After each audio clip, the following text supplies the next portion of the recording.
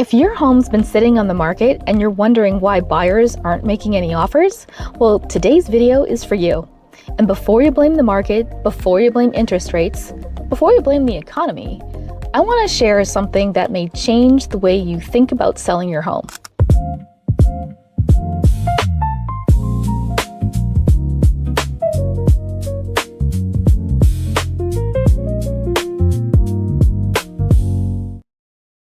Hi there, I'm Abby Valencia-Gooding with eXp Luxury. One of my clients asked me recently, what do you think is the biggest mistake sellers make after all these years in real estate? And honestly, I think that home sellers forget that they too were once buyers. Let's think about this for a moment. Remember when you bought your current home? Remember what you were comparing it to? Remember the homes you ruled out and the ones that felt overpriced? Remember homes that needed too much work? And the ones that felt like the best package deal? Well, today's buyers are doing exactly the same thing. And that's where many sellers get stuck. They stop looking at their home through a buyer's eyes, and instead they start looking at it through an owner's eyes. And those are two very different perspectives. As homeowners, we remember every dollar spent or are about to spend. I mean, we have a new roof, the kitchen renovation, the landscaping, the deck, the memories, the birthday parties and holidays, the years we invested into making home our own. But keep in mind, buyers don't see those things. They see choices. One of my favorite sayings is buyers don't buy homes, but they choose between homes. They're comparing your home to every other option available within their price bracket. And whether they're buying a house, a car, a diamond, or even a package of socks at Walmart, human beings do the same thing. We compare, we evaluate, and most importantly, we try to reduce risk. Think about your own shopping habits. When you bought a car, you probably compared reliability, price, warranty, and value. When you bought jewelry, you're evaluating quality, craftsmanship, reputation, and whether you're getting what you paid for. Even when you're buying something as simple as socks, you're asking yourself which option gives me the most value for my money. Well, homes are no different.